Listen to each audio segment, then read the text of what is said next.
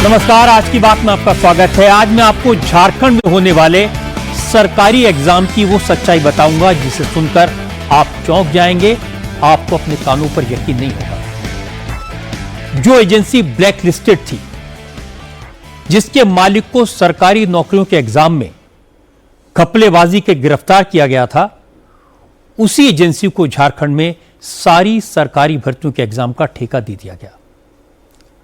आपको जानकर आश्चर्य होगा कि 2014 के बाद जितने भी एग्जाम हुए उन सब में गड़बड़ी के आरोप लगे, लेकिन कंपनी का ठेका रद्द नहीं किया गया। हैरानी की बात तो यह भी है कि कंपनी के मार्केटिंग मैनेजर ने 13 साल में 12 सरकारी नौकरियों के फॉर्म भरे, सारे एग्जाम्स में टॉपर की लिस्ट में रहा। वो नेवी ऑफिसर, दरोगा, कांस्टेबल और टीचर से लेकर भाभा एटॉमिक इंस्टीट्यूट का क्लर्क तक सब कुछ बन गया। अब इतना होनहार शख्स कौन है? इसने कैसे झारखंड के पूरे भर्ती के प्रोसेस को अपने कब्जे में ले लिया? इसके रैकेट में और कौन कौन लोग शामिल हैं? सीआईडी को जांच में क्या क्या बातें पता लगी? रांची का जयपाल सिंह मुंडा स्टेडियम अब नया जंतर मंतर क्यों बन गया है? 11 दिन से धरने पर बैठे स्टूडेंट की मांगे क्या हैं? हेमंत सोरेन इस मामले की जांच सीबीआई को सौंपने से क्यों डरते हैं? धरने पर बैठे छात्रों की राहुल गांधी, ममता बनर्जी, अखिलेश यादव और केजरीवाल जैसे नेताओं से क्या शिकायत है? ये सब मैं आपको बताऊंगा आज की बात में, लेकिन सबसे पहले आपको यह बता दूं कि यह पूरा मामला है क्या। झारखंड में जेपीएससी, एसएससी, सीजीएल के एग्जाम में गड़बड़ी के खिलाफ 11 दिन से छात्र धरने पर बैठे हैं। छात्र नेता देवेंद्र महतो 3 दिन से अनशन पर हैं। स्टूडेंट्स का आरोप है कि पिछले 12 साल में झारखंड में सरकारी नौकरियों के जितने भी इम्तिहान हुए, सब में धांधली हुई। धरने पर बैठे ज्यादातर छात्रों के हाथ में एक पोस्टर है। इस पोस्टर में अभय तिवारी की फोटो लगी है। इन पोस्टर्स में अभय तिवारी को एग्जाम में धांधली का मास्टरमाइंड बताया गया है। इस अभय तिवारी के बारे में जो जानकारी मिली वो वाकई में चौंकाने वाली है। पहला खुलासा यह हुआ कि अभय तिवारी अलग अलग नाम से एक ही वक्त में 2 जगह नौकरी कर रहा था। वो गोड्डा में ब्लॉक सप्लाई ऑफिसर था, यहां वो अभय तिवारी के नाम से काम कर रहा था। उसकी दूसरी नौकरी टीडीपीएल कंपनी में थी। टीडीपीएल में वो मनोज तिवारी के नाम से काम कर रहा था। उसे मार्केटिंग मैनेजर की पोस्ट दी गई थी। टीडीपीएल में नौकरी के दौरान अभय तिवारी ने जो कारनामे किए, उन्हें सुनकर तो आप परेशान हो जाएंगे। 2013 के बाद 13 साल में झारखंड में सरकारी नौकरी के लिए जितने एग्जाम हुए, सभी एग्जाम्स में अभय तिवारी पास हो गया। ज्यादातर भर्ती परीक्षाओं में उसने टॉप किया। उसे पहला या दूसरा रैंक मिला। अभय तिवारी ने ऐसा फॉर्मूला सेट किया कि उसके भाई और भाभी को भी सरकारी नौकरी मिल गई। उसने अपनी साली यानी सिस्टर इन लॉ को भी गवर्नमेंट जॉब दिलवा दी। और कोई बैकडोर से नहीं आया, सबने इम्तिहान दिए, एग्जाम में पास हुए और अपॉइंटमेंट का प्रमाण पत्र हासिल किया। अब धरने पर बैठे छात्र पूछ रहे हैं कि सरकार जांच करा ले, अभय तिवारी वाला फॉर्मूला पता लगा ले और वो फॉर्मूला झारखंड के सभी नौजवानों को बता दे, सबका कल्याण हो जाएगा। अभय तिवारी नौकरी बेचने का उद्योग चलाता है झारखंड में, और सरकार का हितैषी, सरकार का दुलरुआ है। वो सरकार उसको पाल के रखा है, तुम उद्योग चलाओ। 1 करोड़ 50 लाख 40 लाख 30 लाख, जैसा पोस्ट वैसा पैसा।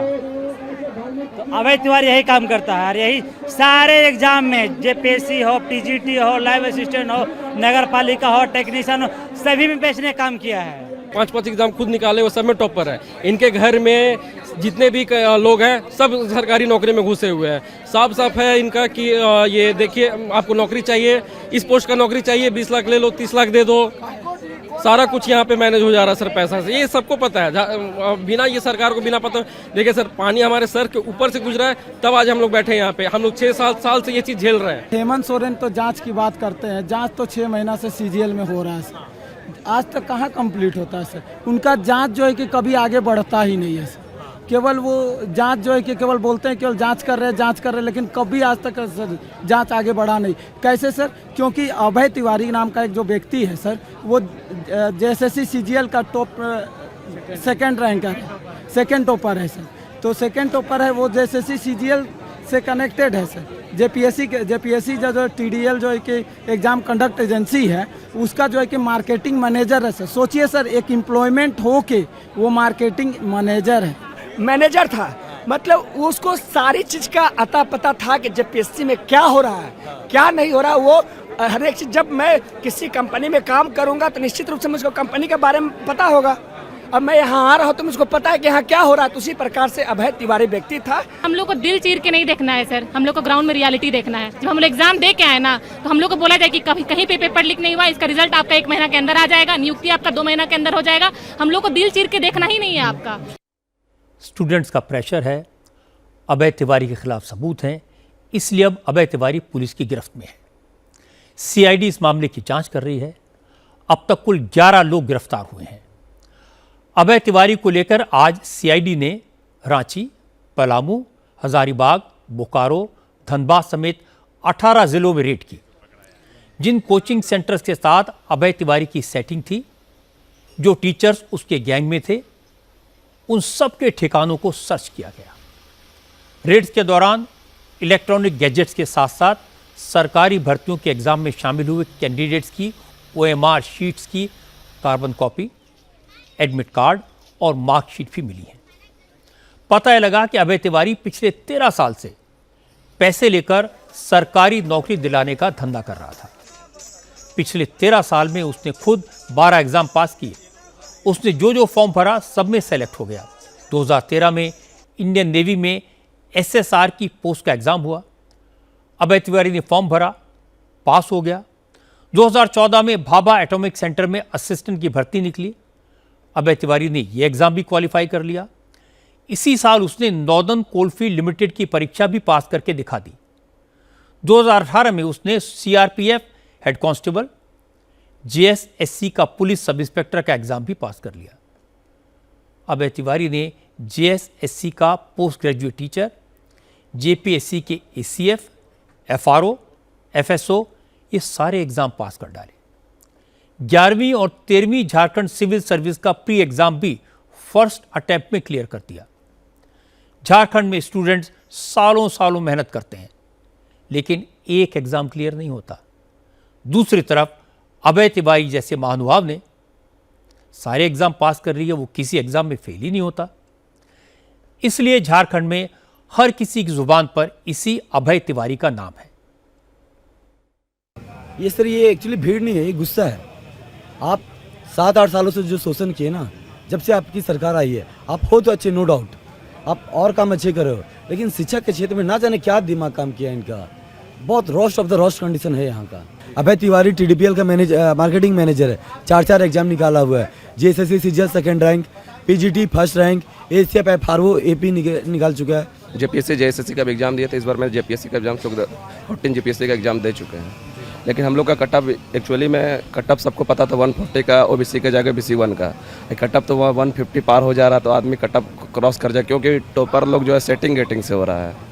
झारखंड का जन्मीन छात्र का नहीं हो रहा, बाहरी छात्र का हो जा रहा है। तो OMR में सेटिंग गेटिंग हो जा रहा है, OMR खाली छोड़ दे रहा है, OMR कुछ कम रंग रहा है। जाते जाते एग्ज़ाम सेंटर जहाँ पे आपका चेक होता है, वहाँ जाते जाते पूरा रंगा के उसको टॉपर बनाया दिया जा रहा है। स्थिति इतना गड़बड़ है कि आप देख लीजिए, TDPL जो कंपनी है, जो आपका उत्तर प्रदेश में ब्लैक लिस्टेड है, झारखंड में JSSC भी उसको ब्लैक लिस्टेड किया हुआ है। वो कंपनी JPSC से एग्ज़ाम कंडक्ट करा रहा है।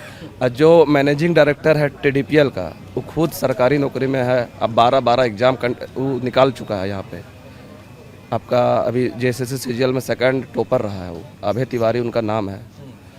तो वही इंसान इस CGL में भी, इसमें भी आप PT पास हो जा रहा। सोचिए एक इंसान 12 एग्ज़ाम कैसे पास कर सकता है। जो कंपनी ब्लैक लिस्टेड है वो हमारे यहाँ का एग्ज़ाम कैसे ले, सवाल तो बनता है। CGL हो गया, उसको रद्द कर दिया जाए।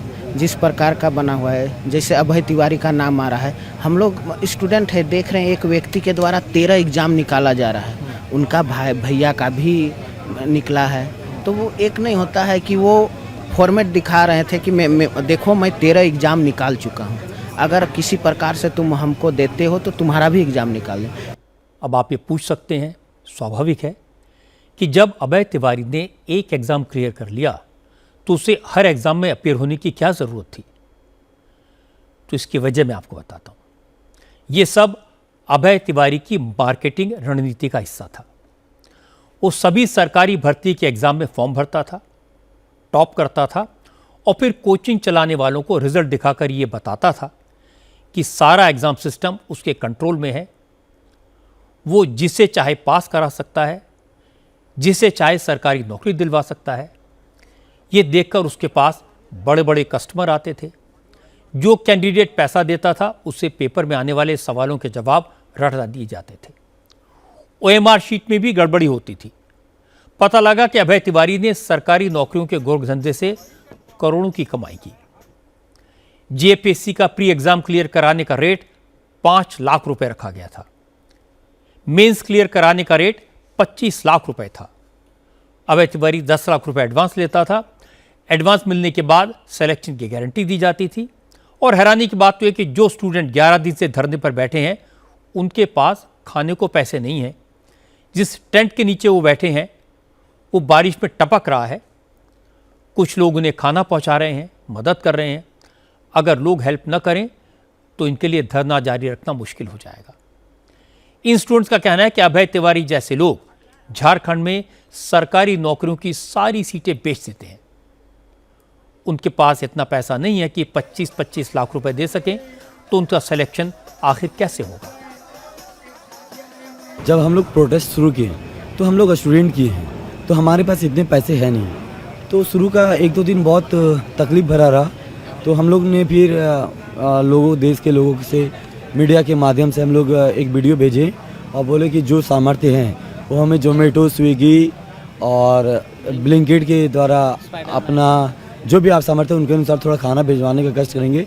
तो यकीन मानिए हमारे पास खाने का इतना भी हो गया है कि कोई भी स्टूडेंट अब भूखा नहीं है। लेकिन भरोसे पे है ना, जिस दिन नहीं आए तो हम तो भूखे रह जाएंगे। अब घर वाले भी हमें उस नज़र से नहीं देख रहे, उनके भी मन में आ गया है। घर वाले बोल रहे हैं आओ बिजनेस खुलवा देते हैं। वो किसी और के बेटे का एग्जाम्पल देने लगे हैं कि वो देखो वो बिजनेस से पैसा कमा ले रहा है, आओ झारखंड की सरकार पे भरोसा नहीं करो। आज 11वां दिन है सर हमारा, और सरकार एक बार हमसे बात करना नहीं चाह रही है। हमारी पहली मांग है कि जितने भी TDPL कंपनी द्वारा एग्ज़ाम कंडक्ट कराई गई है उनका CBI जांच हो, और CBI अपनी जब जांच रिपोर्ट सौंपे तो राज्य सरकार उसको अभियोजन की स्वीकृति दे, क्योंकि पहले भी JPSC 1 और JPSC 2 का रिपोर्ट दिया गया है, लेकिन सरकार की तरफ से अभी तक उसको अभियोजन का स्वीकृति नहीं दिया गया, जिसके कारण उन लोग जो अनियमितता करके नौकरी में बने हुए हैं अभी भी नौकरी में हैं, उनके खिलाफ कोई भी कार्रवाई नहीं की गई। अभय तिवारी TDPL नाम की कंपनी में मार्केटिंग मैनेजर है। इसी कंपनी के पास सालों से झारखंड में एग्ज़ाम कंडक्ट कराने की जिम्मेदारी थी। इस कंपनी का बैकग्राउंड भी कोई साफ सुथरा नहीं है। TDPL का ऑफिस लखनऊ में है। उत्तर प्रदेश सरकार ने इस कंपनी को ब्लैकलिस्ट किया हुआ है। यूपी में 2018 में ग्रामीण विकास अधिकारी की भर्ती का एग्ज़ाम हुआ। परीक्षा में धांधली हुई, आरोप TDL पर लगा। 2021 में SIT ने इस कंपनी के डायरेक्टर रामवीर और सत्यपाल को अरेस्ट किया। इस कंपनी पर यूपी विधानसभा स्टाफ नियुक्ति में भी गड़बड़ी के आरोप लगे। इसके बाद इस कंपनी को यूपी सरकार ने ब्लैकलिस्ट कर दिया।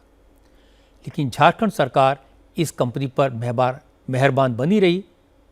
यूपी में ब्लैकलिस्ट होने के बाद भी इस कंपनी को झारखंड की सरकारी भर्तियों के एग्ज़ाम कंडक्ट कराने का कॉन्ट्रैक्ट मिलता रहा।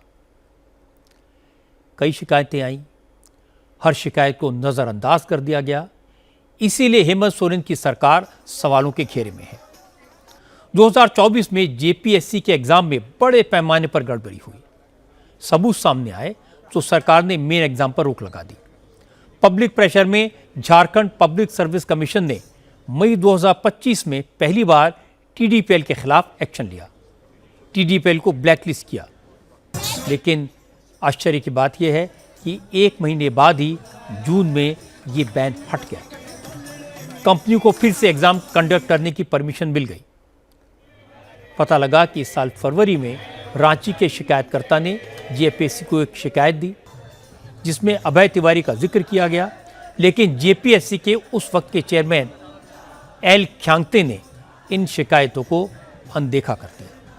अभय तिवारी को लूट की खुली छूट दे दी गई। झारखंड सीजीएल में ये 2015 का वैकेंसी था, कभी पेपर होता था 2015 में सबसे पहले इसको पेपर लीक हुआ था, फिर 2024 में जब हुआ था पहली बार जब एग्जाम हुआ था तो उसमें खुलेआम पेपर लीक हो गया था, फिर सरकार को रद्द करना पड़ा हाथों हाथ, फिर 3 महीना के बाद फिर तुरंत एग्जाम होती दोबारा और उसमें नेट बंद होती है। और जब नेट बंद होती ना उसमें भी बहुत सारे जो वाईफाई होते हैं वो चालू होते हैं और क्वेश्चन भेजे जाते हैं, एक सच दिया जाता है, सीआईडी दिया जाता है। आपको बताते हैं सर, झारखंड सीजीएल में 135 क्वेश्चन में 120 क्वेश्चन सीआईडी को मिलता है। सरकार खुद सीआईडी के माध्यम से जस्टिफाई कर दी है कि जेएसएससी सीजीएल का जो मार्केटिंग मैनेजर था वो सीट बेच रहा था, होटल लीज पर लिया हुआ था। तो आप तो खुद एक्सेप्ट कर लिए हो कि हम बेच रहे थे, तो रद्द करो। हम आपसे भीख नहीं मांग रहे सर, हम अधिकार मांग रहे हैं, न्याय मांग रहे हैं। जो हमारी झारखंड सीजीएल जैसे एग्जाम में जो अनियमितता जो बढ़ती गई है सर, झारखंड सीजीएल एग्जाम बहुत बड़ा एग्जाम था हम लोग का, हम लोग सिर्फ एग्जाम नहीं था सर, हमारी पूरी दुनिया थी झारखंड सीजीएल। सिस्टम में इतना दिमाग लग चुका है सर, हम लोग पढ़ाई करते करते हम लोगों को डिप्रेशन होता है सर, हम लोग को पता ही नहीं चल पाता है सर कहाँ से शुरू करे कहाँ से अंत करे सर। सर ये स्टेनो में लिखा हुआ है, स्टेनो को हिंदी में आंसू लिपिक बोलते हैं। हम लोग का ये परीक्षा बहुत पुराना है सर, 2022 में वैकेंसी आया था, फिर रद्द हुआ, फिर जाके 24 में आके अब जाके रद्द हो गया सर। हम सरकार से पूछना चाह रहे कि हम लोग 5 साल तो बर्बाद कर दिए, अपना उम्र भी और समय भी, क्या इसका भरपाई करेगी सरकार? एग्जाम में धांधली का खुलासा हुआ तो चीफ मिनिस्टर हेमंत सोरेन ने मामले की जांच सीआईडी को सौंप दी। जेपीएससी के फॉर्मर चेयरमैन एल ख्यांगते से लगातार सीआईडी पूछताछ कर रही है। सरकार ने जेपीएससी सिविल सर्विस के मेंस एग्जाम पर रोक लगा दी है, लेकिन स्टूडेंट प्री एग्जाम कैंसिल करने की डिमांड कर रहे हैं। छात्रों का कहना है कि पिछले 13 साल में जितनी भी एग्जाम्स हुए हैं सब में हेराफेरी हुई, उन सब की जांच सीबीआई से करानी चाहिए, लेकिन सरकार बात सुनने को तैयार नहीं है। इस धरने को 11 दिन हो चुके हैं, अभी तक सरकार की तरफ से बातचीत के लिए भी कोई नहीं आया। जो नेता जंतर मंतर पर बैठे प्रोटेस्ट को सपोर्ट करने पहुंचे थे, उनमें से किसी ने भी रांची में चल रहे स्टूडेंट के प्रोटेस्ट को सपोर्ट नहीं किया है। इसे लेकर भी छात्रों में काफी नाराजगी है। आज मुख्यमंत्री जी का पिताजी शिबू सोरेन जी का पहला पुण्यतिथि है, जो एक आंदोलनकारी है। गुरु जी संपूर्ण जीवन लड़ा था और हमारे बीच आज नहीं है सशरीर, अगर रहते तो हमारे बीच आंदोलन में आते। मेरा एक ही कहना है कि हम लोग गुरुजी के रास्ते चल रहे हैं, सोनम वांगचुक के प्रेरणा से चल रहे हैं। हेमंत सोरेन आके बात करो या इस्तीफा दो। शिबू सोरेन जी है, इन्होंने झारखंड को सींचा है अपने खून पसीने से, अपनी पूरी जवानी झारखंड को बनाने में लगा दिया और ये पूर्व मुख्यमंत्री भी रहे हैं। ये अपन बेटा का बोल रहे हैं कि बेटा देखिए तुमसे उम्मीद नहीं था। विपक्ष के सबसे बड़े नेता राहुल गांधी जी नीट मामले पर हल्ला मचाए हुए थे, सांसद भवन में जबरदस्ती प्रवेश करने का बात कर रहे थे। क्या उनका ही सरकार है आज गठबंधन का झारखंड में? क्या झारखंडी छात्रों के भविष्य का कोई कीमत नहीं उनके नज़र में? क्या झारखंडी छात्र का हिंदुस्तानी नहीं है? पार्टी या फिर सरकार की कोई भी ऐसा इंसान अभी तक यहाँ तक आया नहीं है सर, ना हम लोग उससे सूद ले रही है, ना किसी प्रकार की कोई बातचीत हो रही है। शिबू सोरेन ने इसी सोच करके झारखंड को अलग किया था सर, हम लोग को एक पूर्ण अधिकार मिलेगा सर, हम लोग को रोजी रोजगार मिलेगा सर, लेकिन आज इस सिस्टम से हम लोग दबे कुछ नहीं सर, हम लोग का आवाज़ दबा दिया जा रहा है सर। सीरियस होते तो 10 दिन लग जाता है। 1.5 किलोमीटर दूर सीएम आवास है, सीएमओ ऑफिस जो है 1.5 किलोमीटर दूर है, वहाँ से यहाँ आने में 10 दिन लग जाता है। आपके मंत्रिमंडल में 11 मंत्री हैं, उनको यहाँ आने में 10 दिन लग जाता है। बीजेपी इस मसले पर काफी आक्रामक है। आज दिल्ली में संबित पात्रा ने राहुल गांधी और विपक्ष को जमकर घेरा। संबित पात्रा ने कहा कि सरकारी नौकरियों में घपले के इतने सारे सबूत सामने हैं, इसके बाद भी एग्जाम कैंसिल नहीं हुआ। संबित पात्रा ने कहा कि राहुल गांधी जैसे जो नेता स्टूडेंट के सपोर्ट में बड़ी बड़ी बातें करते हैं, उनके मुंह से एक शब्द भी नहीं निकला। यह भी अचरज की बात है। हजारों लाखों छात्र किस प्रकार से आंदोलन में हैं, वो आंदोलन कर रहे हैं, यह हम देख रहे हैं। और कांग्रेस पार्टी एक शब्द झारखंड में आंदोलन में बैठे छात्रों के पक्ष में बोलते नजर नहीं आ रही है, पार्लियामेंट में उस विषय को उठाते नजर नहीं आ रही। एक तख्ती आपने देखा, कोई कांग्रेस का सांसद मकर द्वार पे झारखंड के एग्जाम को लेकर, जेपीएससी एग्जाम, जो 14वां जेपीएससी एग्जाम हुआ था, पब्लिक सर्विस कमीशन का एग्जाम झारखंड का, जिसमें पेपर लीक हुई थी, उस विषय में एक तख्ती किसी भी कांग्रेसी के हाथों में देखा? किसी ने नहीं देखा, क्योंकि ये सिलेक्टिव आउटरीच है और इसके पीछे केवल राजनीतिक रोटी सेकने की चेष्टा कांग्रेस पार्टी की है। इस मामले में झारखंड सरकार के मंत्री इरफान अंसारी का बयान समित पात्रा की बात को कंफर्म करता है। इरफान अंसारी कांग्रेस के नेता हैं, हेमंत सोरेन की सरकार में हेल्थ मिनिस्टर हैं। इरफान अंसारी ने कहा कि झारखंड में कोई पेपर लीक ही नहीं हुआ, बीजेपी छात्रों को भड़का रही है, छात्र बेवजह शोर मचा रहे हैं।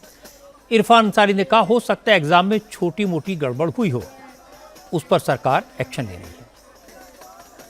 बेवजह आंदोलन आप लोग क्यों कर रहे हैं? राजद तो सोरेन परिवार ने लिया है, तो उन पे छोड़ दीजिए ना, विश्वास कीजिए ना उन पर। आप लोग क्यों धरना दे रहे हैं? आप लोग किसके घर पे दे रहे हैं? भाजपा तो दौड़ा दौड़ा के हम लोग यही काम करेगी। वो भाजपा की मीडिया यहां आ रहा है, पूरे हिंदुस्तान में पेश किया जा रहा है, नैरेटिव सेट किया जा रहा है कि झारखंड में युवा धरना पर है। नीट का जो धरना है उससे झारखंड का धरना को कंपेयर किया जा रहा है। मतलब टोटली रविश। ये भाजपा एक्सपर्ट है इसके लिए।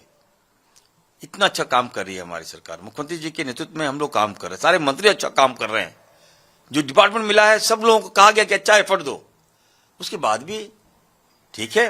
झारखंड में कोई पेपर लीक नहीं हुआ है, मैं भाजपा को बता दीजिएगा आप, त्रुटियां पाई गई है, कुछ खामियां पाई गई है, गड़बड़ियां पाई गई है, मुख्यमंत्री जी ने एक्शन लिया।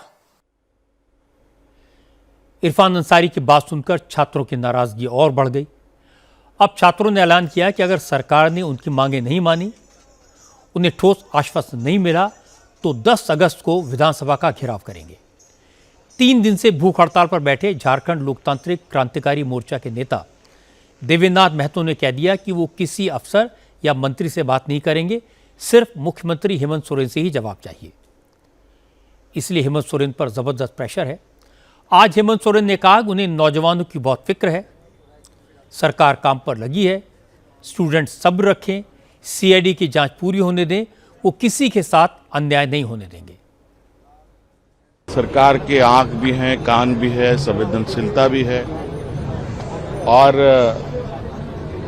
हम कितनी गंभीरता के साथ चीजों को देख रहे हैं ये तो मैं सीना चीर के तो नहीं दिखा सकता, लेकिन ये जरूर है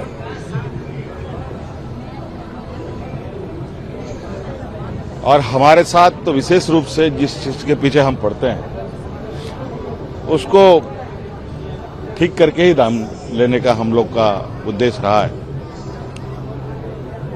और निश्चित रूप से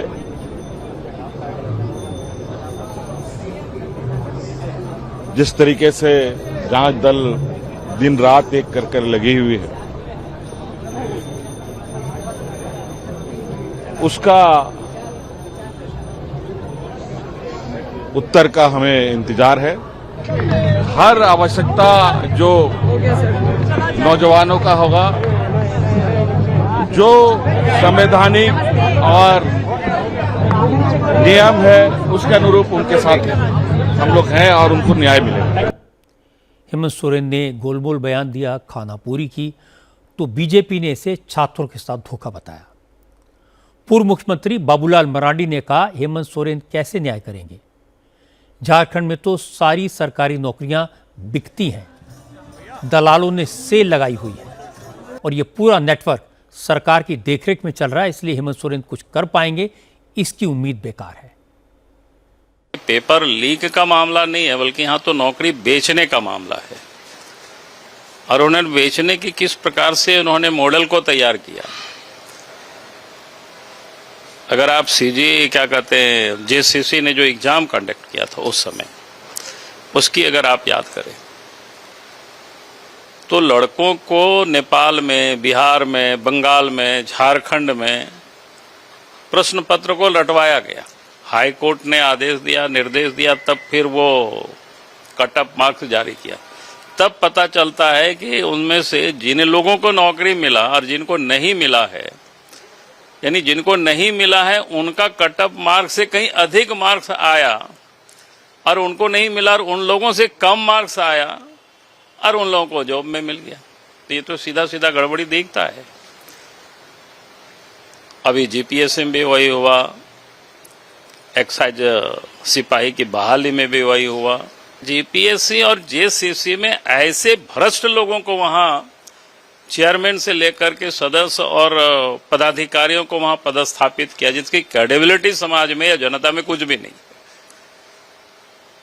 यानी जानबूझ करके पैसा वसूली के लिए वहां पर ऐसे भ्रष्ट लोगों को नियुक्त किया गया, पदस्थापित किया गया। झारखंड में सिर्फ पेपर लीक नहीं हुआ, बड़े पैमाने पर धांधली हुई, धोखा हुआ। एग्जाम कराने वाले माफिया ने छात्रों को इस कदर ठगा कि कोई उसकी कल्पना भी नहीं कर सकता। हेमंत सोरेन ने जांच का आदेश देकर पीछा छुड़ाने की कोशिश की, पर प्रोटेस्ट करने वाले असलियत से वाकिफ हैं। उन्हें सीआईडी पर भरोसा नहीं है। वैसे भी झारखंड में सीआईडी का रिकॉर्ड कोई बहुत अच्छा नहीं है, इसलिए सीबीआई को जांच सौंपने में कोई बुराई नहीं है। झारखंड में तो जो छात्र धरने पर बैठे हैं वो चीफ मिनिस्टर का इस्तीफा भी नहीं मांग रहे, वो तो सिर्फ एग्जाम पर जल्दी फैसला चाहते हैं। इंटरेस्टिंग बात यह कि कांग्रेस, आम आदमी पार्टी और कम्युनिस्ट जो दिल्ली में जंतर मंतर पर बढ़ चढ़कर हिस्सा ले रहे थे, वो रांची के प्रोटेस्ट से गायब हैं। क्या झारखंड के छात्र सपोर्ट डिजर्व नहीं करते, या फिर दिल्ली में आवाज उठाने वाले दल हेमंत सोरेन के खिलाफ बोलना नहीं चाहते? आज अरविंद केजरीवाल सड़कों पर दिखाई दिए। अब केजरीवाल पेट्रोल में एथेनॉल की ब्लेंडिंग यानी E20 को बड़ा इशू बनाने की कोशिश में है। वो आज प्रधानमंत्री आवास की तरफ निकल पड़े। प्रधानमंत्री आवास तक प्रोटेस्ट मार्च निकालने का ऐलान किया।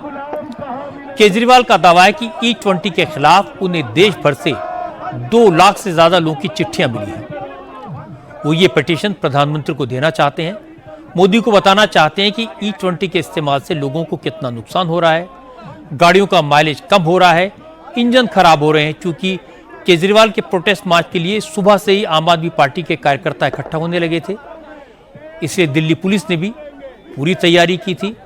केजरीवाल जानते थे वो आगे नहीं बढ़ पाएंगे, इसलिए उन्होंने ज्यादा जद्दोजहद भी नहीं की, सांकेतिक प्रोटेस्ट किया और इसके बाद प्रेस कॉन्फ्रेंस की।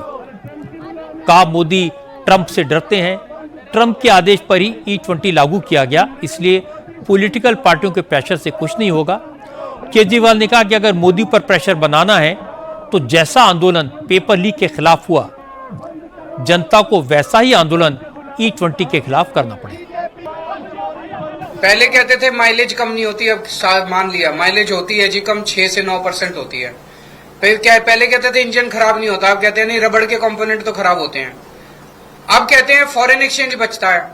जब तुम इथेनॉल खरीदोगे यूएसए से $2.5 बिलियन खर्चा करोगे तो फॉरेन एक्सचेंज कहां से बचेगा? फॉरेन एक्सचेंज तो ज्यादा खर्च हो रहा है। फिर कहते थे देश के किसानों को फायदा हो रहा है, किसानों को तो अमेरिका के किसानों को फायदा हो रहा है।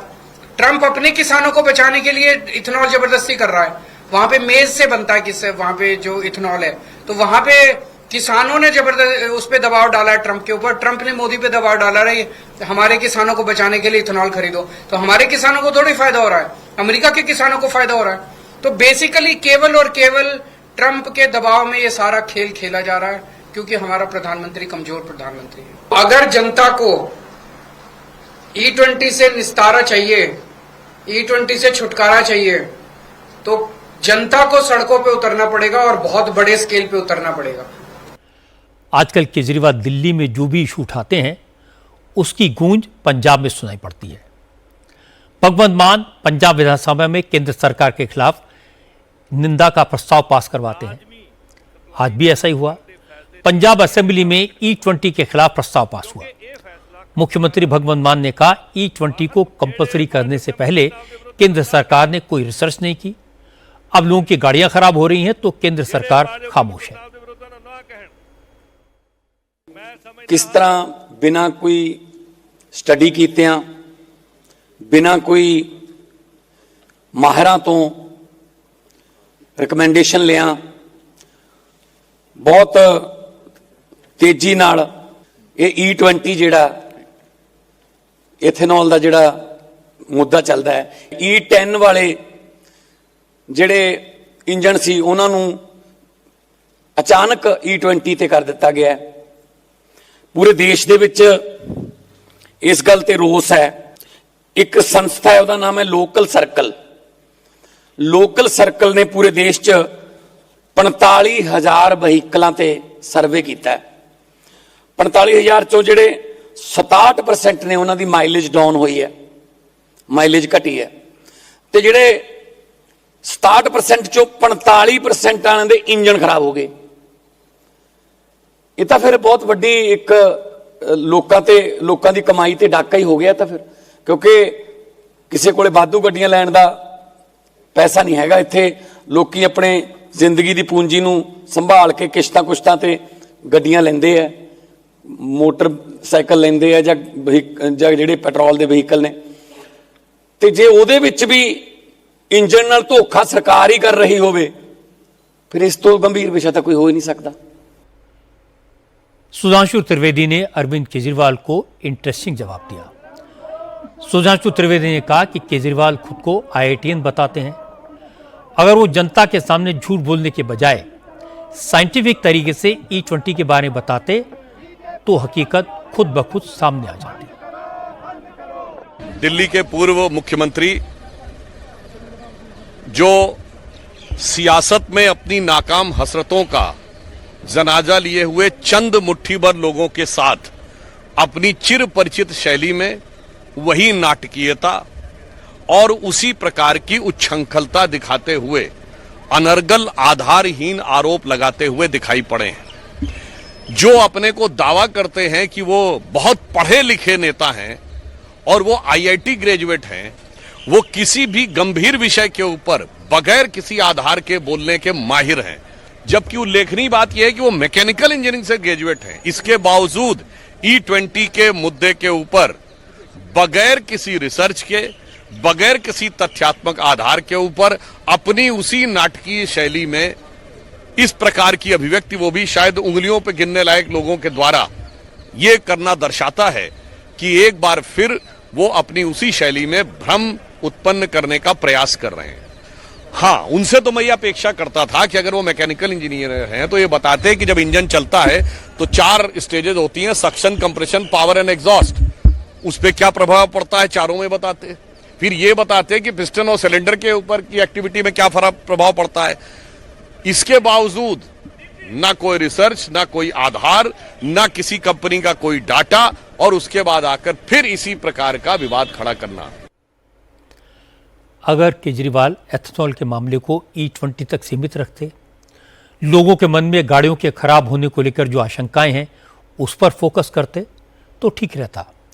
प्रधानमंत्री मोदी पर हमला करने के चक्कर में इस मामले में प्रेसिडेंट ट्रंप को घसीटकर उन्होंने अपना ही केस कमजोर कर लिया। और मजे की बात है कि राहुल गांधी ने पेपर लीक का मुद्दा पकड़ा हुआ है। केजरीवाल E20 के इशू पर पेटेंट चाहते हैं और अखिलेश यादव राम मंदिर में चढ़ावे की चोरी को सबसे बड़ा इशू बनाना चाहते हैं। सबकी अपनी अपनी कन्वीनियंस है। आज समाजवादी पार्टी के नेताओं ने दिल्ली से लेकर लखनऊ तक राम मंदिर के मुद्दे पर प्रोटेस्ट किया।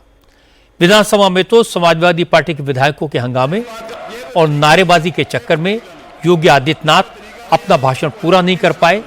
हंगामे की वजह से सदन की कार्रवाई स्थगित करनी पड़ी।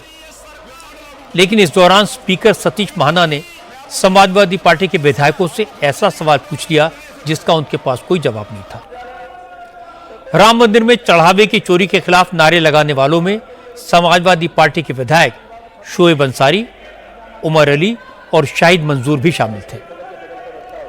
स्पीकर महाना ने कहा, यह तो बड़े गर्व की बात है कि जो लोग राम को मानते नहीं, जो लोग जिंदगी भर राम मंदिर का विरोध करते रहे, वो भी आज प्रभु राम के पक्ष में नारेबाजी कर रहे हैं। सतीश महाना ने कहा, अगर इन लोगों ने राम मंदिर के लिए चंदा दिया है तो उसकी रसीद भी दिखा दें, क्योंकि जिन लोगों ने चंदा ही नहीं दिया उन्हें चढ़ावे की चोरी का मुद्दा उठाने का क्या हक है। देखिए कितना मुझे अच्छा लग रहा है, मुझे कितना संतोष हो रहा है। शुहैब अंसारी साहब राम मंदिर की बात कर रहे हैं, ये अच्छा लग रहा है कि उमर अली भाई भी राम मंदिर की बात कर रहे हैं। मुझे और अच्छा लग रहा है कि शाहिद मंजूर साहब भी राम मंदिर की बात कर रहे हैं। इन्होंने शुरुआत से लेकर आखिर तक सिर्फ राम मंदिर का विरोध किया है। अब में से किसी ने चंदा दिया हो तो रसीद लेकर आ जाए भाई यहाँ पे बीच में। आप लोगों में से किसी ने कोई चंदा दिया तो रसीद लेकर आ जाओ भाई, यहाँ जरा देखे तो सही आपका कौन सा पैसा चोरी हुआ, जरा रसीद लेकर आ जाओ। हालांकि हंगामा जारी रहा। इसी दौरान समाजवादी पार्टी के विधायक सचिन यादव योगी के खिलाफ पोस्टर लहराने लगे। पोस्टर में योगी के खिलाफ अभद्र बातें लिखी थी, इसलिए स्पीकर ने सचिन यादव को मार्शल आउट कर दिया। लेकिन वो सदन से बाहर नहीं गए तो सचिन यादव को पूरे सत्र के लिए सस्पेंड कर दिया। इसके बाद भी समाजवादी पार्टी के विधायकों ने नारेबाजी जारी रखी तो सदन की कार्रवाई को कल तक के लिए स्थगित कर दिया गया। इससे योगी आदित्यनाथ तैश में आ गए। उन्होंने सदन से बाहर आकर समाजवादी पार्टी को जमकर धोया। योगी ने कहा कि सदन में बहस नियमों के मुताबिक होती है, लेकिन जनता के हित के मुद्दे उठाना, नियम कायदों का पालन करना समाजवादी पार्टी की फितरत में ही नहीं है। समाजवादी पार्टी के नेता सिर्फ संवैधानिक संस्थाओं का अपमान करना जानते हैं, लेकिन अब यूपी में यह नहीं चलेगा। अयोध्या से राम जन्मभूमि से संबंधित मामले में जानते हुए कि माननीय उच्चतम न्यायालय में यह मामला लंबित है, उस पूरे प्रकरण की गंभीरता को समझते हुए भी इन्होंने न केवल आज सदन की अवमानना की है, सदन का अपमान किया है, साथ ही माननीय उच्चतम न्यायालय में लंबित और माननीय उच्चतम न्यायालय की निगरानी में चल रही उस पूरी प्रक्रिया को भी अपमानित करने का शर्मनाक प्रयास समाजवादी पार्टी के द्वारा किया गया। माननीय अध्यक्ष विधानसभा ने बार बार कहा कि हम चर्चा को स्वीकार करते हैं, अपनी बात को आप नियमों के अंतर्गत सदन के फ्लोर में रखिए, सदन में रखिए, लेकिन सदन की कार्रवाई को विरोध करना, प्ले कार्ड लहराना, अध्यक्ष पीठ की अवमानना करते हुए जो अपमानजनक व्यवहार सदन के अंदर समाजवादी पार्टी का था, वह अत्यंत निंदनीय है और शर्मनाक भी। संवैधानिक संस्थाओं का अपमान करना ये समाजवादी पार्टी का शौक और सगल है। इन्होंने हमेशा से इनका लोकतांत्रिक मूल्यों पर कभी विश्वास नहीं रहा है। हम सब जानते हैं कि हल्ला बोल जिस पार्टी का मुख्य उद्देश्य रहा हो, वो लोकतांत्रिक कैसे कही जा सकती है। इसके बाद योगी ने राम मंदिर मुद्दे पर भी समाजवादी पार्टी को जवाब दिया। अखिलेश यादव और उनकी पार्टी की पूरी कुंडली याद दिला दी। योगी ने कहा कि जो लोग आजकल भगवा का अपमान कर रहे हैं, साधु संतों पर कीचड़ उछाल रहे हैं, वो सनातन के जन्मजात विरोधी हैं। इन्हें मर्यादा पुरुषोत्तम प्रभु राम के प्रति न कोई आस्था है, न चढ़ावे की चोरी से कोई मतलब। समाजवादी पार्टी और कांग्रेस का एक ही मकसद है, सनातन को बदनाम करना। अयोध्या के जिस प्रकरण में ये लोग चंदा चोरी की बात करते हैं, वहां चंदा चोरी नहीं, चढ़ावा से जुड़े हुए एक प्रकरण का मुद्दा आया था। इस पूरे प्रकरण में एसआईटी ने अपनी कार्रवाई प्रारंभ की और 23 जून को उन्होंने अपनी पहली अंतरिम रिपोर्ट प्रस्तुत की। एफआईआर लॉन्च हुई। एफआईआर लॉन्च होने के बाद उपलब्ध साक्ष्य और प्रमाण के आधार पर कुल 8 लोग पकड़े गए। इस मामले में किसी भी साधु संत का कोई संलिप्तता प्रारंभिक जांच में एसआईटी की प्रारंभिक रिपोर्ट में कहीं भी नहीं पाया गया। इसके लिए साधु संतों पर आक्षेप करना,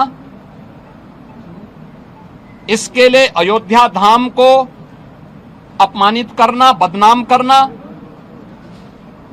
श्री राम जन्मभूमि मंदिर को बदनाम करना, उन लोगों को कटघरे में खड़ा करना, ये बड़ी आश्चर्यजनक स्थिति है।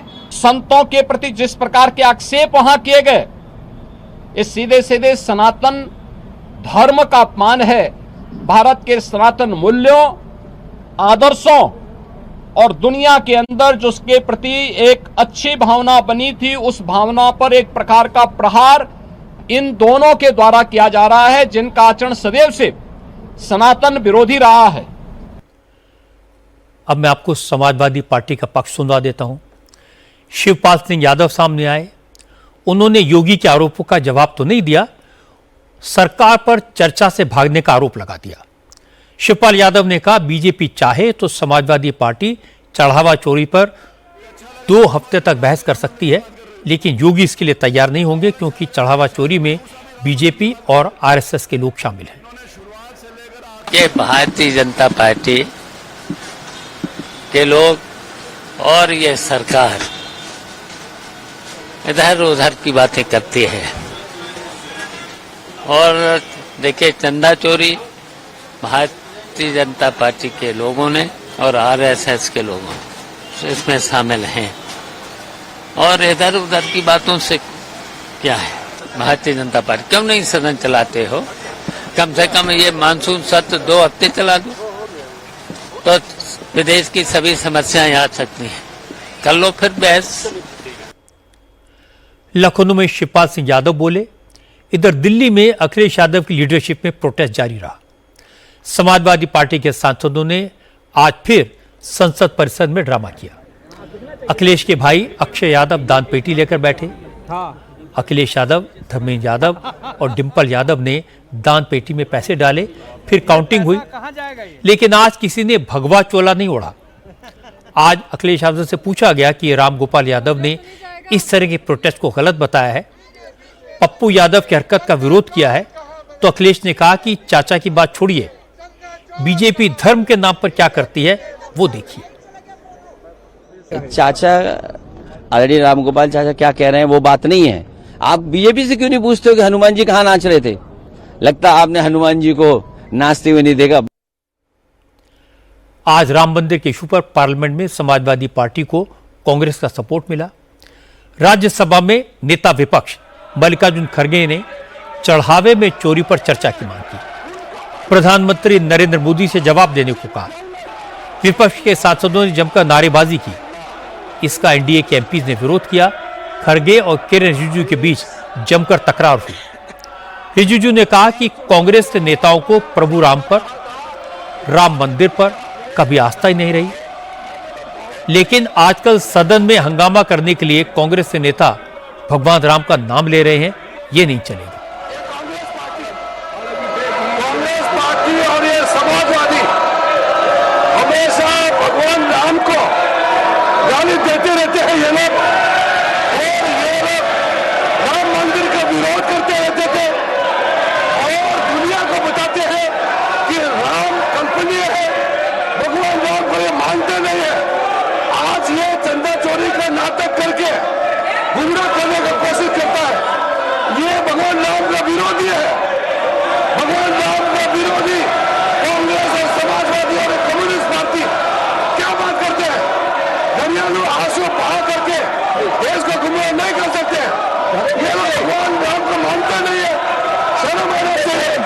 हर दिन भगवान राम को गाली देता है और यहाँ ये लोग भगवान राम को गाली देने वाले लोग आज ये विषय उठारे, माफी मांगना चाहिए। जब राम मंदिर निर्माण हो रहा था ये लोग काला पट्टी पहन करके इसका विरोध कर रहे थे। ये लोग है भगवान राम के विरोधी है ये लोग, और आज हमला करते हैं। पहले देश से माफी मांगे। भगवान राम को जो गाली दिया उसके लिए आप लोग पहले देश से माफी मांगो। पैसे मिलते हैं उनको मैं पूछता हूँ, आप एक्शन क्यों नहीं और आप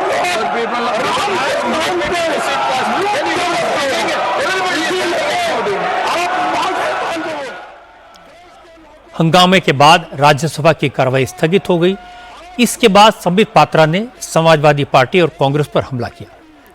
संबित पात्रा ने कहा कि विरोधी दलों के नेता भगवान राम के नाम को लेकर ड्रामा कर रहे हैं, सावन के महीने में साधु संतों का अपमान कर रहे हैं। देश की जनता सब देख रही है। सारे सनातन विरोधियों से वक्त आने पर हिसाब लिया जाएगा।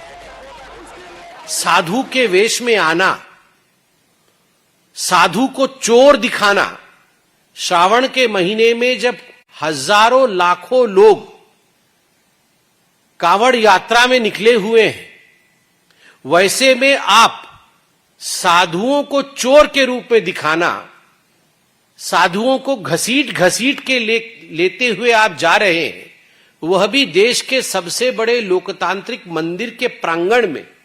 क्या किसी भी धर्म के धर्म गुरु के वेश में आकर इस प्रकार का प्रयोजन पार्लियामेंट के प्रांगण में किया जा सकता था क्या? आप सोचिए, केवल हिंदुस्तान नहीं, विश्व जल उठता अगर इस प्रकार से वेश बदल करके किसी और धर्म के धर्म गुरु को घसीटते हुए, पीटते हुए चोरों के रूप में दिखाया जाता। मगर आपने हिंदू धर्म का जो अपमान किया पार्लियामेंट के प्रांगण में, यह अक्षम्य है। समय बताएगा, रण अभी शेष है। समय बताएगा कि इसका नतीजा क्या होगा। इस बीच सुप्रीम कोर्ट के आदेश पर बनी एसआईटी ने भी चढ़ावे की चोरी की जांच शुरू कर दी है। एसआईटी के मेंबर आज अयोध्या पहुंचे। नई एसआईटी का नेतृत्व लखनऊ रेंज की आईजी किरण एस कर रहे हैं। इस टीम में अयोध्या के डीआईजी सोमेन वर्मा और एसएसपी गौरव ग्रोवर भी शामिल हैं। पैसे के लेन देन और फाइनेंशियल रिकॉर्ड्स की जांच के लिए एक ऑडिटर को भी इसका मेंबर बनाया गया है। आज एसआईटी की टीम ने मंदिर के रिकॉर्ड्स को देखा, यूपी सरकार की तरफ से बनी एसआईटी की रिपोर्ट और चढ़ावे की चोरी के सबूतों की जांच की। इसके बाद एसआईटी की टीम स्टेट बैंक की उस ब्रांच में भी पहुंची जहां राम मंदिर ट्रस्ट का अकाउंट है। अब ये बात तो सब जानते हैं कि राम मंदिर के दान पात्रों में दी गई राशि की गिनती करते समय चोरी की गई थी। प्रबंधन करने वालों ने लापरवाही की थी। भक्तों की भावनाएं आहत हुई थी। कांग्रेस और समाजवादी पार्टी इसे राजनीति का मुद्दा बनाए, इसमें कोई दिक्कत नहीं है। लेकिन पप्पू यादव को साधु के भेष में बिठाकर ड्रामा करने से, विधानसभा में पोस्टर लहराकर प्रोटेस्ट करने से एक गंभीर इशू का मजाक बन गया। विधानसभा अध्यक्ष महाना ने सही पकड़ा। उन्होंने कहा जिसने चंदा दिया वो रसीद दिखाए। असल में राम मंदिर के दान में चोरी की जांच सुप्रीम कोर्ट की निगरानी में हो रही है। आरोपी जेल में है, एक्शन हुआ है, इसलिए योगी के पास भी जवाब है। और जब राम मंदिर का जिक्र होता है तो योगी याद दिलाते हैं कि राम भक्तों पर गोली चलाकर सरयू का जल किसने लाल किया था।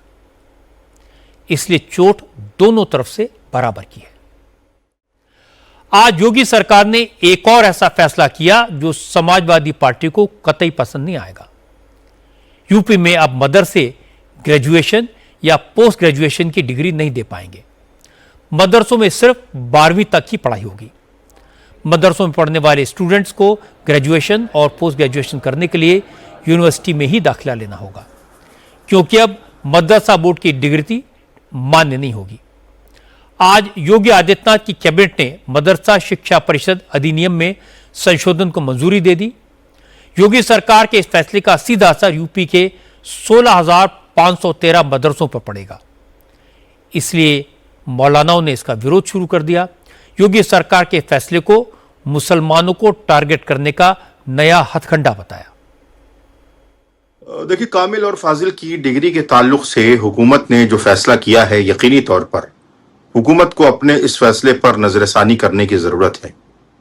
इसलिए कि बड़े पैमाने पर कामिल और फाजिल की डिग्री से मदारिस के तलबा फैज़याब होते चले आ रहे हैं। इन तमाम चीज़ों से कहीं ना कहीं आम मुसलमानों के और आम तलबा के जहनों में शक और शुबहात जरूर पैदा होते हैं। देखिए, सरकार का काम होता है कि शिक्षा में बेहतराई लाना, शिक्षा में सहूलतें पैदा करना, या शिक्षा के लिए क्या बेहतर काम किए जा सकते हैं उस पर तवज्जो देना। किसी चीज को खत्म करके उसका नाम ये देना कि हम इसमें बेहतराई का काम कर रहे हैं, मैं समझता हूँ ये उचित तरीका नहीं है। आलिम फाजिल की डिग्री को या मदरसा शिक्षा बोर्ड के नाम पर कुछ और बात को लेकर नया कानून पैदा करना, मैं समझता हूं कि ये तरीका बिल्कुल उचित नहीं है।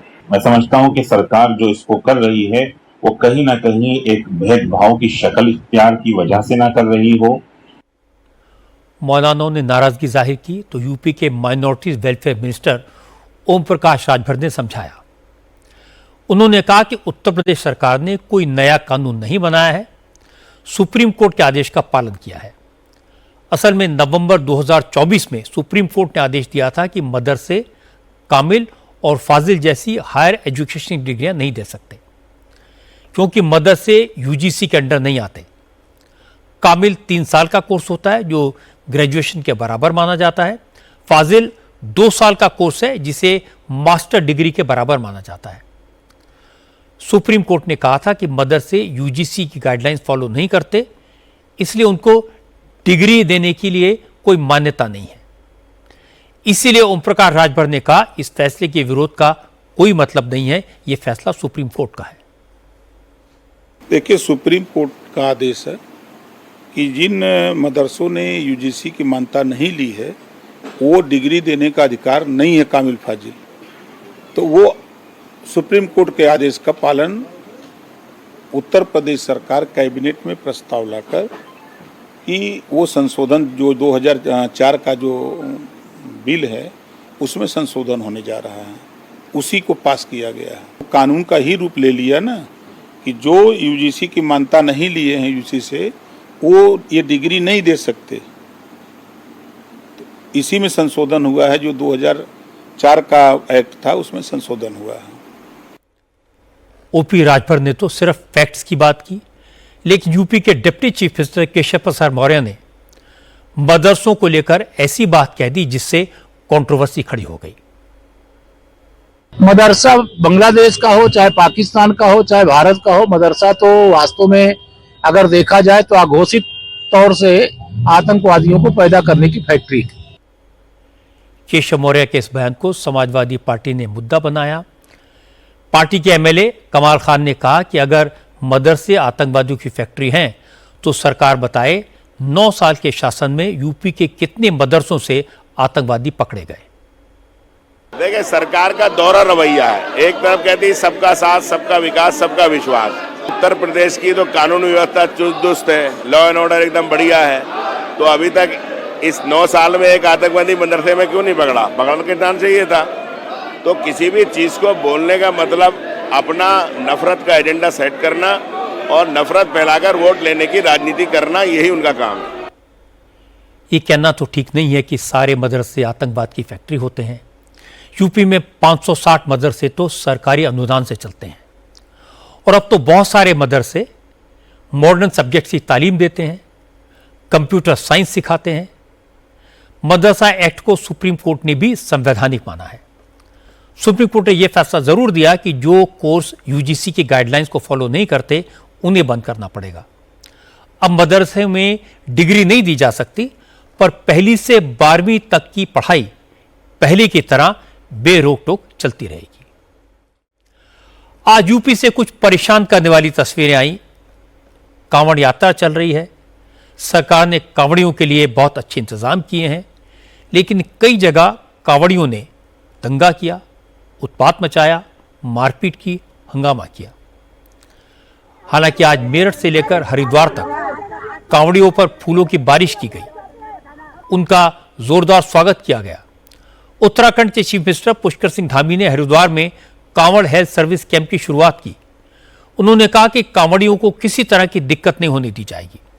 कांवड़ यात्रा के लिए कई जगह पर रूट डाइवर्ट किए गए हैं, कई रूट्स को वन वे किया गया है, पुलिस तैनात है, लेकिन इसके बाद भी कई जगह से कांवड़ियों के हंगामे की खबरें आई हैं। सबसे ज्यादा चर्चा मेरठ में हुई एक वारदात की है, जहां आरोप लगा कि कांवड़ियों ने पुलिस कर्मियों को पीट दिया, उनकी वर्दी फाड़ दी। इस पर आज मेरठ के एसपी सिटी विनायक गोपाल भोसले ने सफाई दी। उन्होंने कहा कि पुलिस कर्मियों को पीटने की बात बिल्कुल बेबुनियाद है, झूठी है। कांवड़ियों के बीच आपस में विवाद हुआ, पुलिस मौके पर पहुंच गई, मामले को संभाल लिया गया। पुलिस के साथ कहीं कोई मारपीट नहीं हुई। सोशल मीडिया पे एक वीडियो वायरल हो रहा है जिसमें ये कहा गया है कि कुछ कावड़ियों द्वारा मेरठ पुलिसकर्मियों के साथ में मारपीट की गई है एवं उनकी वर्दी फाड़ी गई है। ये कथन पूर्णतः असत्य है। जो इसमें जांच की है तो ये पाया है कि दिनांक 3 तारीख को मध्यरात्रि 2:30 बजे जब 2 कावड़ियों के ग्रुप इसमें आमने सामने आए, जिसमें गाड़ी में जो बैठे हुए व्यक्ति दिखाई दे रहे जिनका नाम सोनू सन ऑफ राजगिरी यादव, जो मूल निवासी बिहार के और हाल पता इनका गौतम बुद्ध नगर है, जब ये अपने अन्य साथी गुड्डू के साथ में हरिद्वार गंगाजल लेने जा रहे थे, तभी विरुद्ध दिशा से आने वाले अन्य कावड़ी व्यक्ति के साथ में इनके साथ आपसी टकराव हुआ और मारपीट हुई। ऐसी स्थिति में थाना दोराला पुलिस के दार में सूझबूझ समझ दिखाते हुए मौके पर पहुंच के दोनों पक्षों को रोकने का प्रयास किया गया और जिसमें सोनू और उसका साथी गुड्डू इनको गाड़ी में बिठाया गया। दूसरा पक्ष उग्र होकर इन्हीं लोगों को गाड़ी से निकलते हुए इस वीडियो में दिखाई दे रहा है। ये घटना मेरठ के दौराला जिले की है। गौतम बुद्ध नगर के रहने वाले सोनू और गुड्डू बाइक से कांवड़ लेने जा रहे थे। दूसरी ओर से भी एक कांवड़िया बाइक से गंगा जल लेकर आ रहा था। रात करीब 2:30 बजे दोनों की बाइक की टक्कर हुई और इसके बाद विवाद शुरू हो गया। पुलिस भी मौके पर पहुंच गई। सोनू और गुड्डू को पुलिस जीप में बिठा लिया गया, लेकिन कांवड़ियों ने हंगामा शुरू कर दिया। कुछ कांवड़ियों के बीच अफवाह फैल गई कि पुलिस कांवड़ खंडित करने वालों को बचा रही है। इसके बाद नाराज कांवड़ियों ने पुलिस जीप में बैठे कांवड़ियों को पीटना शुरू कर दिया। लाठी डंडों से उन्हें पीटा गया। कांवड़ियों की संख्या ज्यादा थी, पुलिस कुछ नहीं कर सकी। कुछ देर बाद कांवड़ियों का गुस्सा शांत हुआ, पुलिस उन्हें थाने ले गई, घायलों का मेडिकल कराया गया।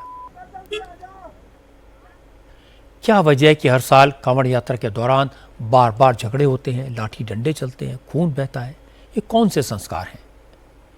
भोलेनाथ की आराधना यात्रा में गुस्से का, मारपीट का स्थान कैसे हो सकता है? ज्यादातर कांवड़िए भजन गाते हुए मस्ती में गंगा जल लेकर जाते हैं, पर अगर 2-4 जगह भी झगड़ा होता है, हिंसा होती है, तो पूरी की पूरी कांवड़ यात्रा बदनाम होती है। कांवड़ियों के लिए रूट तय किए जाते हैं, कॉरिडोर बनाए जाते हैं, विश्राम का, खाने पीने का प्रबंध किया जाता है, पुलिस उनकी हिफाजत करती है, जगह जगह पर लोग उनकी मदद के लिए खड़े रहते हैं। क्या अच्छा लगता है कि लोग कांवड़ियों पर फूल बरसाएं और कांवड़िए लाठी डंडे चलाएं? उन्हें संयम रखना चाहिए, शांति से अपनी यात्रा पूरी करनी चाहिए। भगवान शिव की सच्ची भक्ति का रूप तो यही होगा। अब बिहार की बात करते हैं। बाई इलेक्शन में करारी हार के बाद बीजेपी ने आज मंथन बैठक की। राष्ट्रीय अध्यक्ष नितिन नवीन, बिहार के प्रभारी विनोद तावड़े और संगठन महामंत्री बीएल संतोष इस बैठक में शामिल हुए। इससे पहले बिहार के former chief minister Nitish Kumar आज दिल्ली पहुंचे, प्रधानमंत्री नरेंद्र मोदी से मुलाकात की। उनके साथ जेडीयू के कार्यकारी अध्यक्ष संजय झा और सांसद ललन सिंह भी थे। यह मुलाकात बांकीपुर बाई इलेक्शन में मिली हार के बाद हुई, इसलिए पटना से लेकर दिल्ली तक इसकी चर्चा रही। ललन सिंह ने इस मीटिंग को औपचारिक मुलाकात बताया। कहा कि नीतीश कुमार राज्यसभा के सांसद बने हैं, इसलिए प्रधानमंत्री से मिलने गए थे, लेकिन इस मुलाकात को विपक्ष ने बांकीपुर में बीजेपी की हार से जोड़ दिया।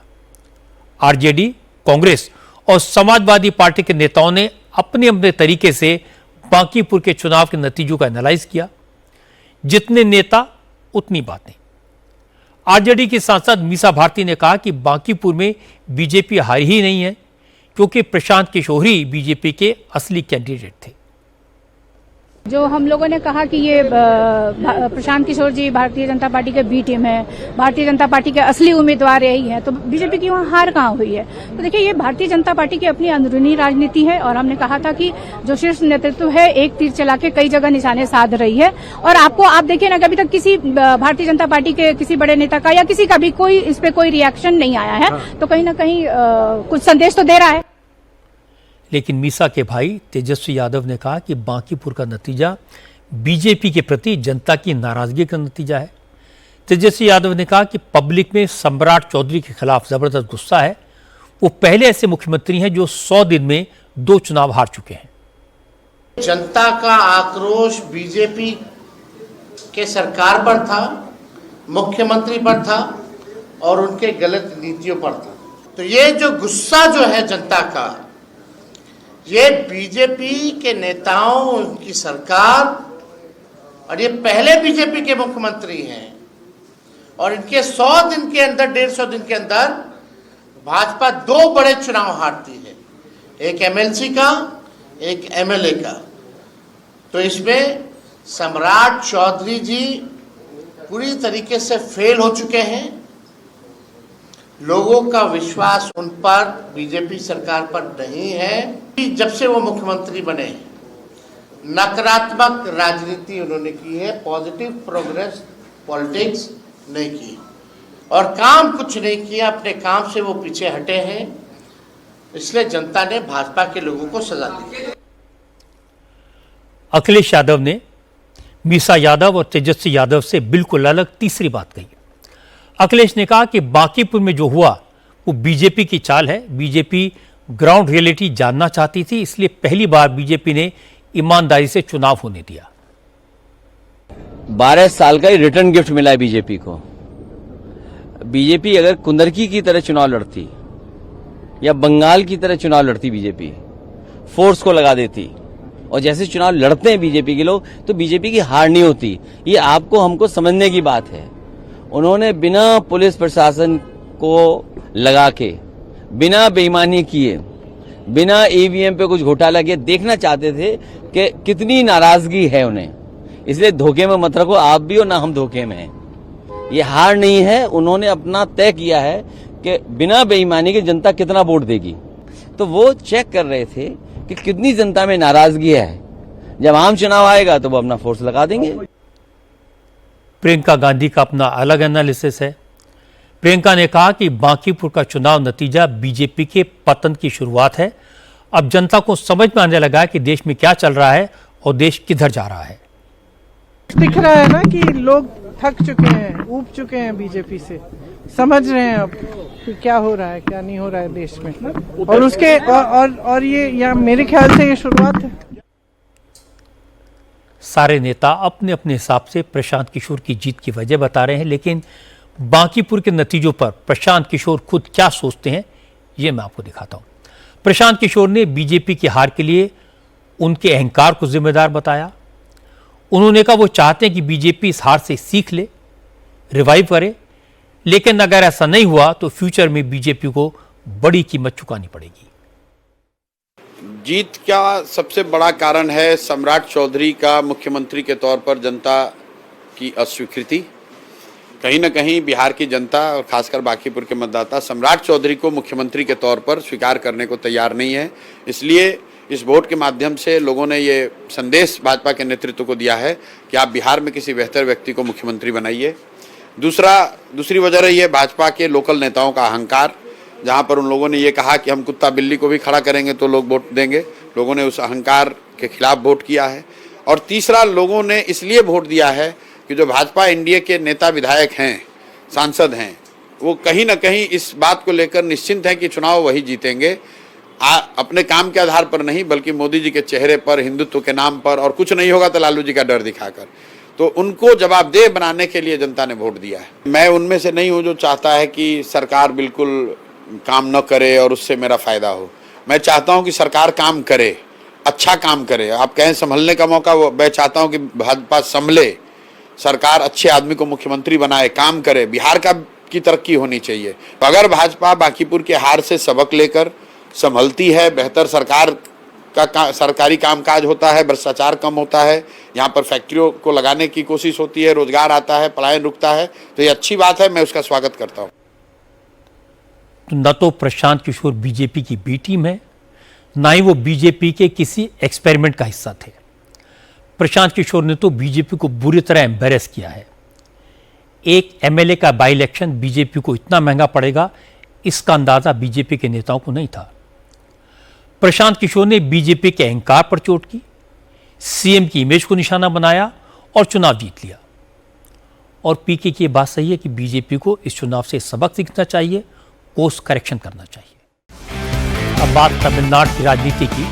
तमिलनाडु में आज leader of opposition Udhayanidhi Stalin के बयान को लेकर दिन भर हंगामा हुआ।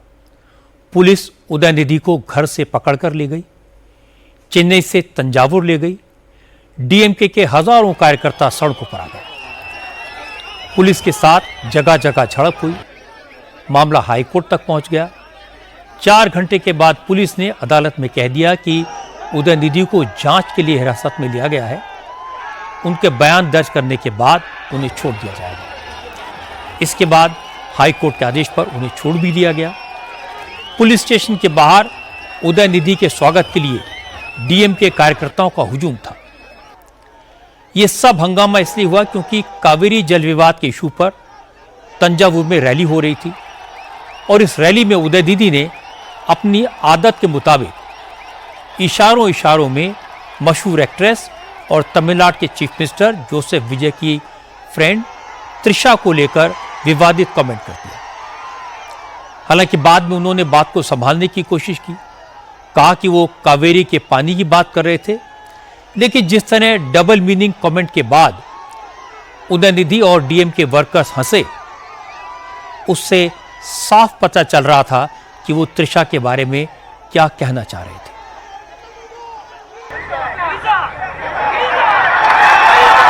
எங்க தண்ணி வருதோ இல்ல அங்க தண்ணி வரணும் காவிரி சொன்ன। राजनीति में आने से पहले उदयनिधि स्टालिन खुद भी फिल्मों में काम करते थे। त्रिशा उनकी कुलीग रही हैं। 2008 में उदयनिधि ने कुर्वी नाम से एक मूवी प्रोड्यूस की थी जिसमें विजय और त्रिशा दोनों ने काम किया था।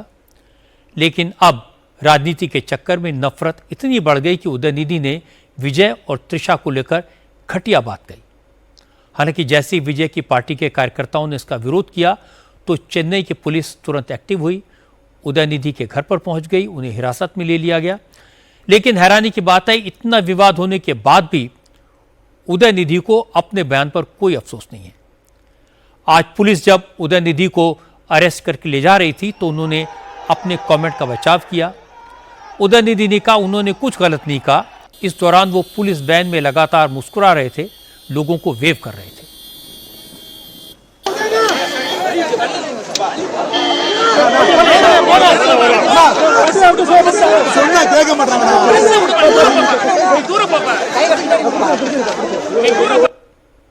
उदयनिधि की गिरफ्तारी हुई तो डीएमके और टीवीके के कार्यकर्ता भी सड़क पर उतर आए। टीवीके के कार्यकर्ताओं ने जगह जगह स्टालिन के पुतले फूंके। जवाब में डीएमके सपोर्टर्स ने भी जगह जगह सड़कें जाम कर दी। तिरुनेलवेली जिले में तो डीएमके वर्कर्स ने 2 व्हीलर पर जा रहे लोगों को पीट दिया। बड़ी मुश्किल से पुलिस ने उन्हें बचाया।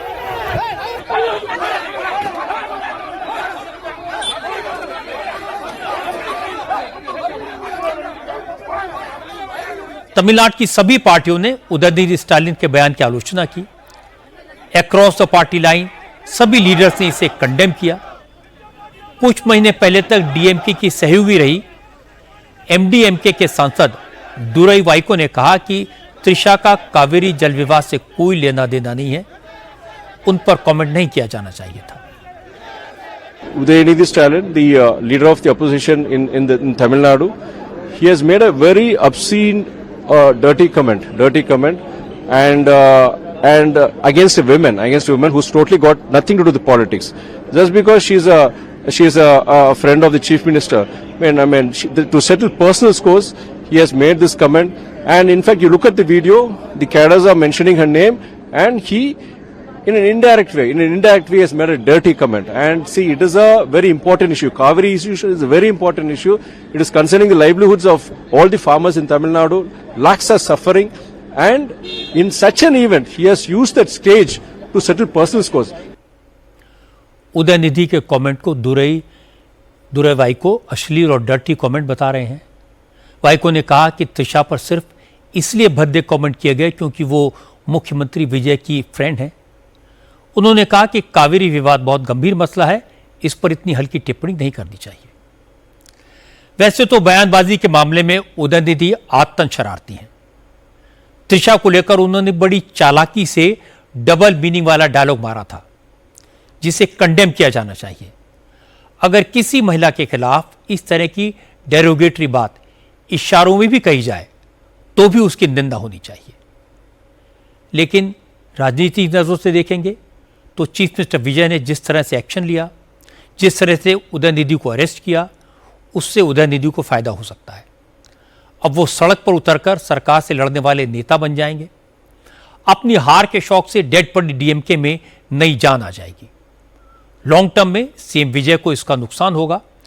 इस पूरे मामले में ना कमेंट की जरूरत थी, ना अरेस्ट की। आज फिल्म स्टार कंगना रनौत का एक नया वीडियो सामने आया, इसकी काफी चर्चा है। पार्लियामेंट की मेंबर कंगना इसमें कह रही हैं कि अब वो कन्वर्ट हो गई हैं, अब वो संघी बन गई हैं, कट्टर हिंदू बन गई हैं।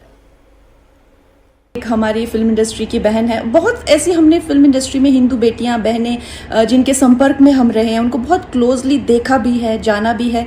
और हम देखते हैं कि है वो हिंदू, लेकिन चाहे पॉलिटिक्स हो चाहे रिलीजन हो, उसको लेकर उनकी कोई विचारधारा नहीं है। यूथ में यूजुअली ऐसा होता है, वो बहुत ही न्यूट्रल है। लेकिन जैसे ही वो, चाहे आप संबंध कह लीजिए, शादी कह लीजिए, दोस्ती कह लीजिए, इस्लामिस्ट के संपर्क में आते हैं, वैसे ही उनकी सोच इतनी डिफाइंड हो जाती है, इतने कट्टरपंथी लेफ्टिस्ट वो बन जाते हैं, which I think there is no harm in that, क्योंकि आपको संविधान ये आज़ादी देता है, आप जो चाहे उस तरह का रिलीजन आइडियोलॉजी अडेप्ट कर सकते हैं। लेकिन जो प्रॉब्लम की बात है, लेकिन जब हिंदू बेटियों की बात आती है, क्योंकि आज मैं अपने आप को डिफेंड नहीं करूंगी, मैं नहीं कहूंगी कि जी मैंने आइटम नंबर्स के खिलाफ या पे पैरिटी के खिलाफ या कभी बड़ी बड़ी फिल्मों में काम नहीं किया, हीरोज़ के खिलाफ मैंने जो है वो बहिष्कार किया, मैंने नेपोटिज्म के खिलाफ लड़ाई लिया, आप मुझे ऐसा कैसे कह सकते हैं। हाँ, मैं एक मॉडरेट हिंदू थी। आज अगर मैंने खुद को डिफेंड कर लिया तो इतनी न जाने कितनी बेटियां जो ये जिसे कहते हैं कि लीप नहीं ले पाएंगी। हाँ, मैं मॉडरेट हिंदू थी। आज इसी वक्त मुझे जो है जो मुझे तंज किया जाता है, तुम कब से संघी बन गई, मुझे संघी बनना है। मुझे जो है बीजेपी आरएसएस की आइडियोलॉजी, जिसे एक अवेकन्ड हिंदू, मुझे बनना है, मुझे कन्वर्ट होना है। मैं क्यों नहीं कन्वर्ट हो सकती? तो ये जो दोगलापन है समाज का, जब हिंदू बेटियों की बात आती है तो जो समाज के ठेकेदार है वो एक अग्नि परीक्षा के लिए हमारे 10 साल पुराने, तुम तो पार्टी करती थी, तुम तो ये करती थी, ठीक है मैं सब कुछ करती थी, लेकिन आज मुझे भी कन्वर्ट होना है और मुझे जो है एक डिफाइंड और एक अवेकन्ड हिंदू बनना है। तो मेरे लिए वो रास्ता क्यों बंद है? तो ये जो है ये एक दोगली सोच और दोगले विचार नहीं चलेंगे। और बाकी आप लोग मुझे बताइएगा मेरी और कैसे विचार फाइन हो सकते हैं। और आई जस्ट फील दैट हमारी बेटियों को भी वो आज़ादी होनी चाहिए। अगर उनको कन्वर्ट होना है डिफाइंड और डिसिप्लिन्ड हिंदू में, व्हाई नॉट। स्टूडेंट्स के प्रोटेस्ट पर कंगना ने जो कुछ कहा उस पर काफ़ी कंट्रोवर्सी हुई थी। उन कमेंट्स को अवॉइड किया जा सकता था, पर अब कंगना ने जो बातें कही हैं वो इन सारी बातों का करारा जवाब है। कंगना ने एडमिट किया कि उन्होंने आइटम नंबर्स किए, हीरो हीरोइन से लड़ाइयाँ भी की, लेकिन अब वो सब कुछ पीछे छोड़कर पक्की हिंदू बनना चाहती हैं। अब इतना तक भी ठीक था, इसमें कोई बुराई नहीं है। पर कंगना ने बिना नाम लिए सोनाक्षी सिन्हा को लपेट लिया, इसे अवॉइड किया जा सकता था।